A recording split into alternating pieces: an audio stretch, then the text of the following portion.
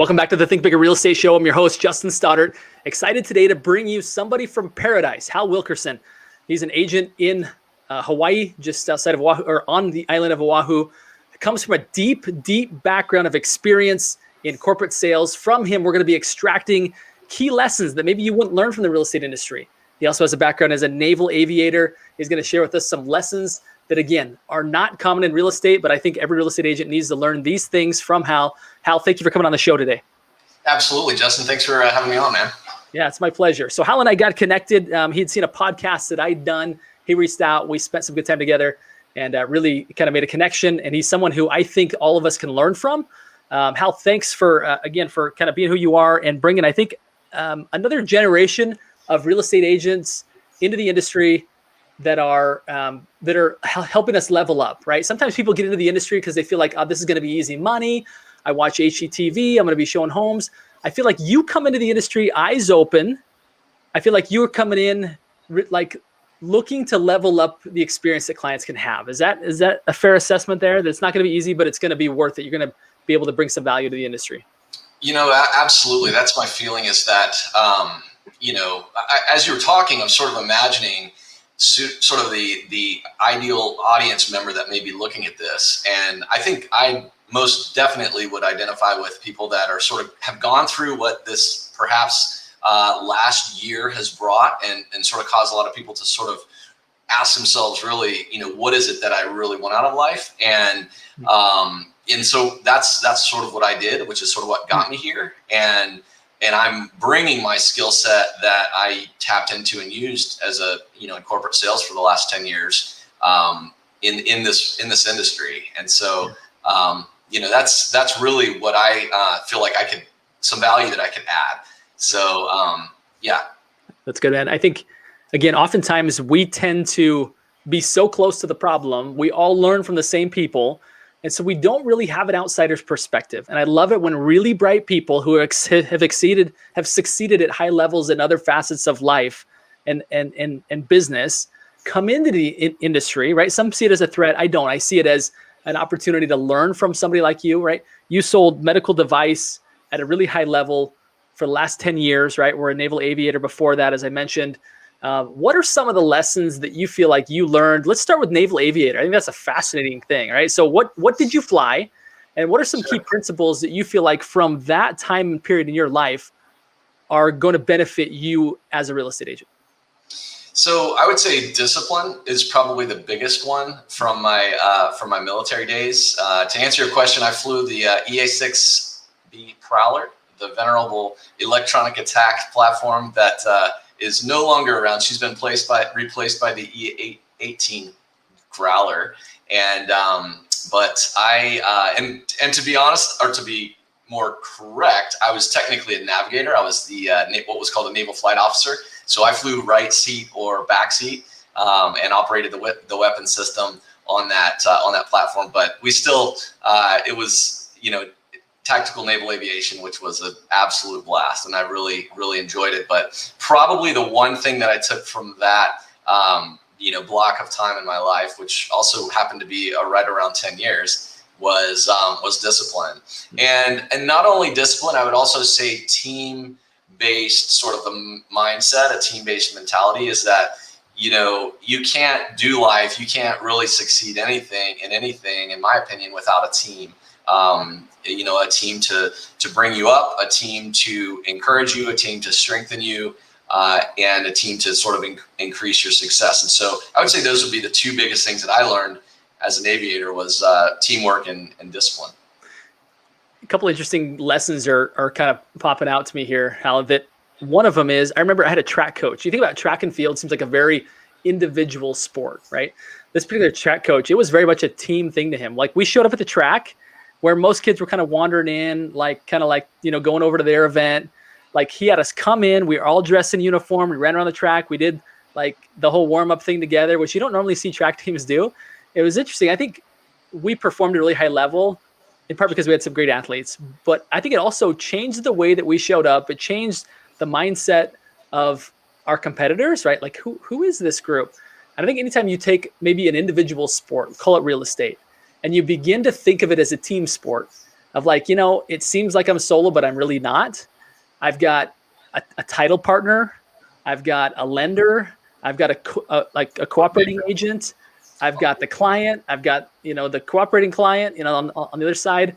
I've got, maybe a transaction coordinator, a principal broker. You start to realize like this is not an individual sport, right? Absolutely. We feed off each other. Yeah. And the more that we start to really see the fact that, hey, I need the very best teammates and I need to lift them up and I need to be sure that they're able to perform at their highest level and not be a ball hog or an egomaniac, right? I think these lessons are standing out to me that like, this isn't an individual sport. It's very much a team sport. You're right. Love that. Yeah. And, beyond just the team members within a transaction, like for me in finding success, I also feel just the way that you and I connected is I think it's important for agents to sort of be resourceful, especially for those that perhaps are in a second career, third career kind of situation where, they've got a fairly large body of experience to draw from. That, kind of the mechanics of sales is sort of like second nature. Obviously, yeah, there is going to be that piece of especially, for me as a newer agent, I rely heavily on my principal broker or my broker in charge for sort of guiding me, navigating me through sort of the paperwork and pieces in that. But beyond that, as far as like mindset, as far as accountability, as far as sort of expanding your mind, I think that is sort of, for me, where I think it's valuable to realize that you do need sort of a iron sharpening iron. You need other people in your lives that are going to be operating at the level that you want to be operating at, and you sort of do what you can to get close to them and emulate them whenever possible. That's a great point. I think we live in a really unique era, right? Where there's all kinds of noise and all kinds of interesting challenges that previous generations haven't had to experience. I will say that I would not trade it for everything or for anything because of the access that I can get to the people whose lives I want to emulate, right? Sure. Think about just through social media, through podcasts, the things that we can learn, the people that we can, again, that normally would have that would have been out of reach for the common professional, that we can now literally have them in our car, right? That's Their wonderful. voice in our car. Yeah. I mean, just this morning, I spent time with some greats, right? People that aren't even alive anymore, right? That are just some of the greats. Me too. And it's you're right. When you start to even expand your team to think about how can my team help me to grow, right? I've got Tony Robbins in one ear. I've got Jim Rohn in the other. I've got, like these great, brilliant people who have literally changed the psychology of millions and millions of people as my individual coach, right? Helping me today show up differently, show up bigger for the people that I'm serving. That's a great point. You can really, your team even expands to those that you recruit into your board of directors, right? Yeah, that's a great way to look at it. A board of directors, a mastermind. Mm-hmm. Yeah, it's a great way of thinking about it. So, that's a big lesson and a hugely important part. Not hugely, sorry, not even the right word there, but a very large part of who I am is my relationships with my mastermind or my board of directors. They may not even know it, that they're on that that proverbial board of directors, but yet they do. And so, that's a big thing. But yeah, discipline and teamwork. Those are the two biggies that I took away from my military experience. I have to point out, from the book, Think and Grow Rich, I think Napoleon Hill actually talks about having this mastermind of people that, right, many of them aren't living. Like, what would they say? If they were here advising me, what's the best advice they'd give to me? It reminds me of that. Yeah. Let's move to your role in corporate sales, getting medical device at a really high level. You learn sales and sales training and how to create a client experience, maybe how to get access to key decision makers that I would say would be very beneficial to for real estate agents that want to come in and really build a strategic business. Talk to us about some of the lessons that you've pulled from that experience you think would benefit anybody listening here today. Yeah, so my role was I was with a company called Medline Industries, and what we did were supplies. That was our big thing. And so, for example, every single operating procedure in a hospital has to have like a specific set of supplies for that procedure. And I had, and was sort of my role, and there's hundreds of people that do this job for my company around the country. But my role was sort of to act as the quarterback and sort of bring in all of the appropriate people to sort of accomplish that task. And it's a gargantuan task when you're talking about the levels that we sort of delivered on. And for me, my role, when I first, stepped in and first got in the seat, in Hawaii, we didn't have any customers to speak of that were sort of at that level that I wanted to operate at. And so sort of the first thing that I did was I wrote down what I wanted. And I wrote down that, I wanted to have this specific customer with this specific product category, and I wanted to have it by this date. And that was like the first thing. I know it sounds like so basic and so like, almost mindless, but that was what I did.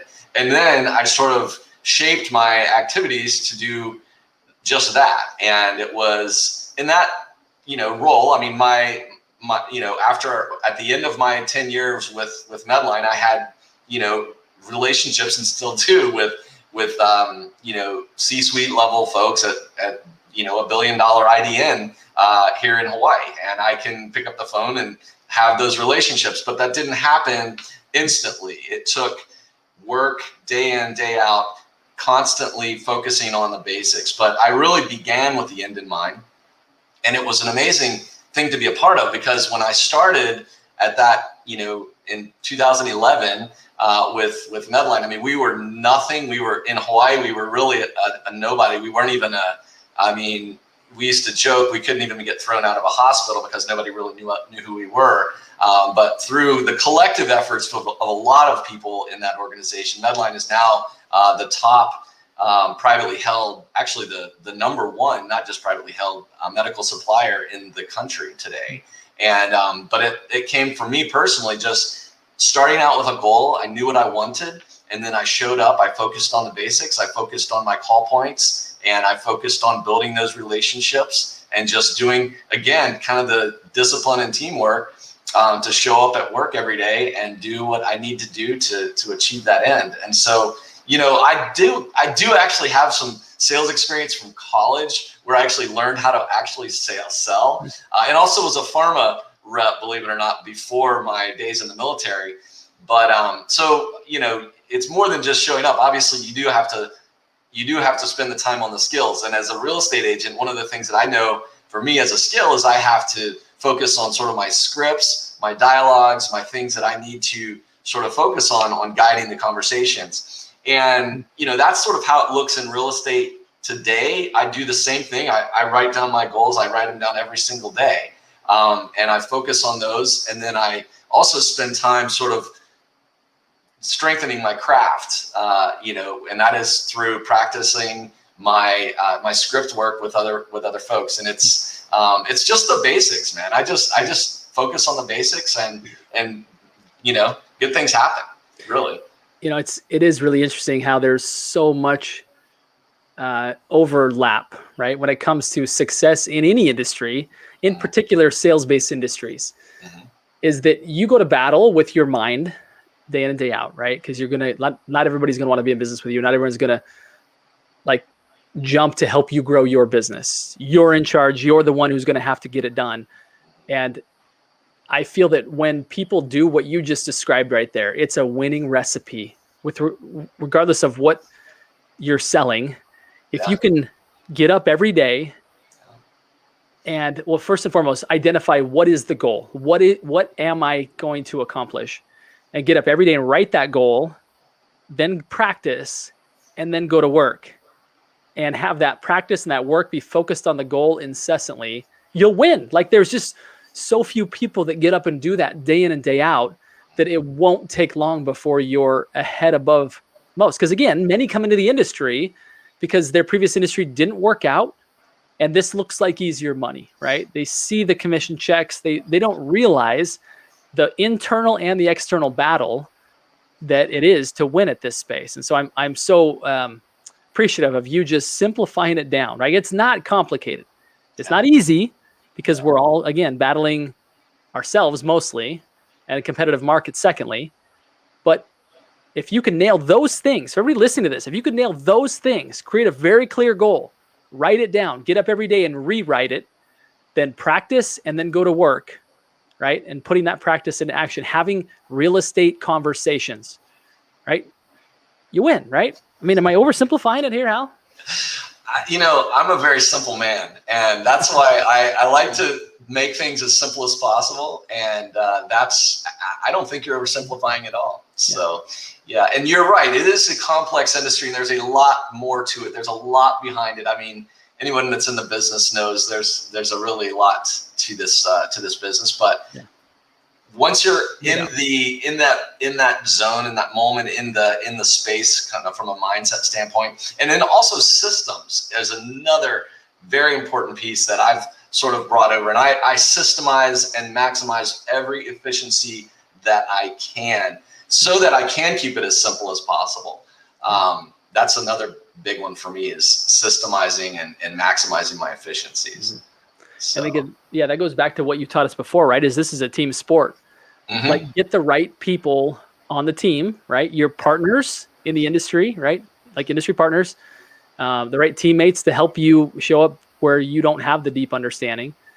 And I love it, man. It's great stuff. And I'm sure for those out there that are in the trenches right now, you might be saying like, dude, that's totally oversimplified. and we might say you're totally overcomplicating it, right? Now, again, I'm gonna get some pushback on that, no doubt, right? But I do think that when you have a choice to make it complicated or simple, like Hal's saying, choose simple, and the chance of you being able to shine are going to go up, right? They're just going to go up. Yeah. Any last bit of advice, Hal, that you'd share that really comes from your experience, again, having succeeded both in the military as well as in the private sector? Anything else like that would really be helpful, you think? Well, no, absolutely. I just say that because I know there's a lot of people like myself in the world right now that are sort of at this moment where they are considering, changing their lives. And I know a lot of them, specifically in the corporate world. I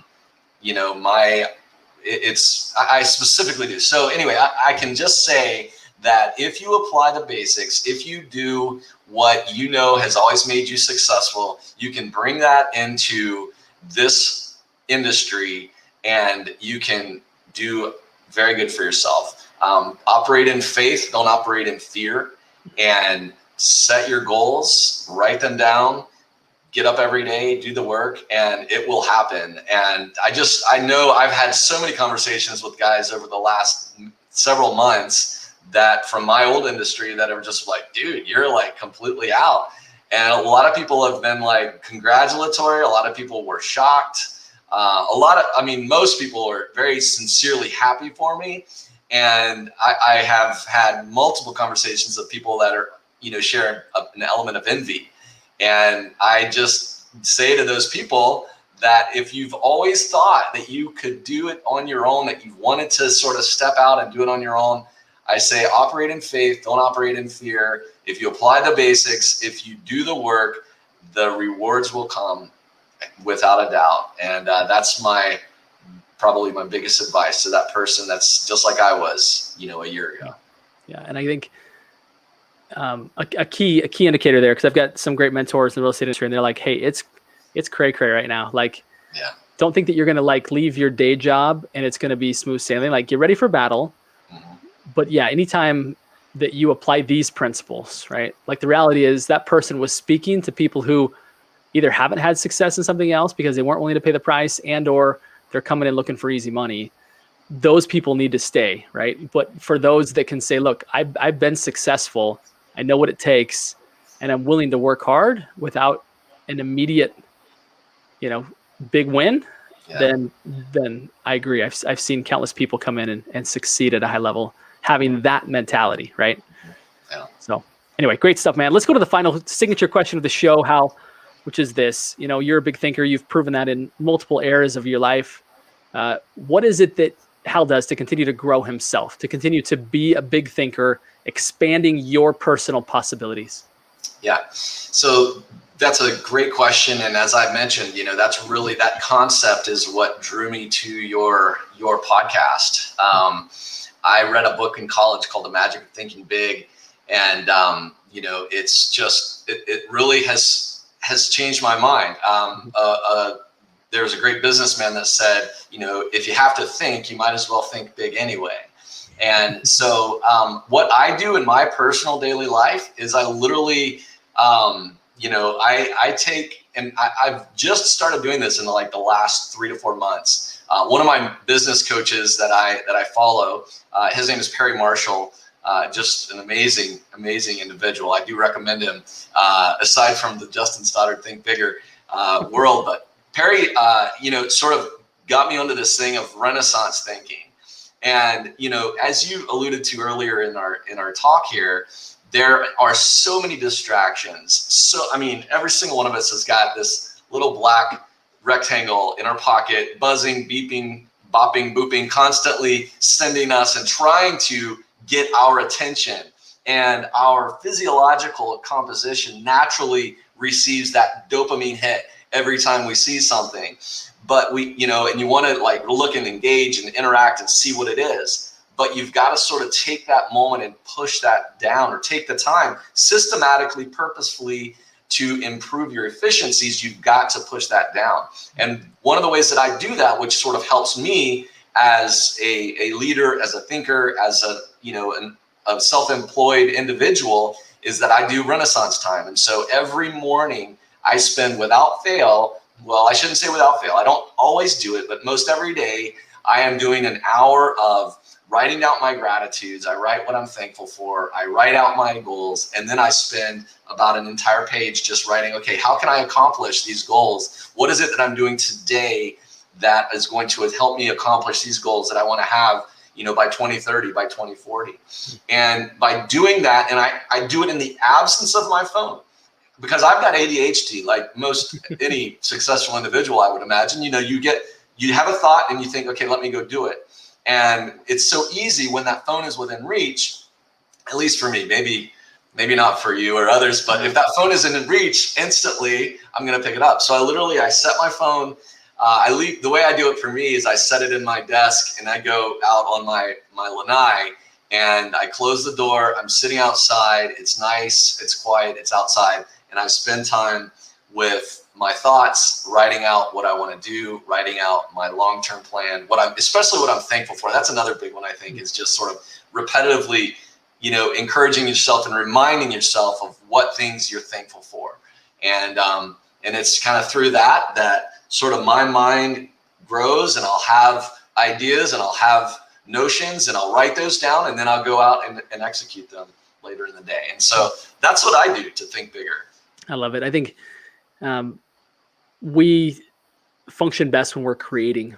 You know, I think when people are most unhappy, and I've really had to watch this with my kids as we've been in kind of a different learning environment now, right? Where they're sitting in front of devices more often than they used to be, that when they consume all day long and don't interact and don't connect and don't create, they're not happy. You know, I've seen this. Yes. And I think for anybody out there that is feeling stuck when it comes to your own level of happiness, your own level of productivity, what Hal just shared with us right there is a key, is go create your goals and then create them in your life. Right. And I think there's beauty in that. I think there's, you know, kind of divine fingerprints in that. Like however you want to describe it, we were designed to create stuff, right?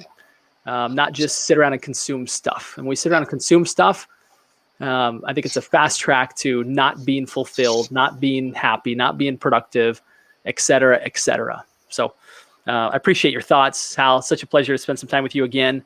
For any of those that have any interest in Hawaii real estate, talk to Hal. This guy is fantastic. Again, he'll take care of you at the highest levels. He's got a podcast, right? The Hawaii Real Estate Roundup podcast. If you're thinking about short-term properties, some sort of vacation rental, talk to Hal. He's a guy who you can definitely bounce some ideas off, who you can get some expert counsel from, and obviously he can help serve you as you're looking to potentially make that step to the paradise island out there. So appreciate it, Hal. Such a pleasure. Thanks for your time, my friend. Absolutely. Thank you, Justin. It's a pleasure. You bet. And everybody listening here today, my final request are these 3 simple words, and they are go think bigger. Hal, thanks for helping us do that today, my friend. Absolutely. Thanks, buddy.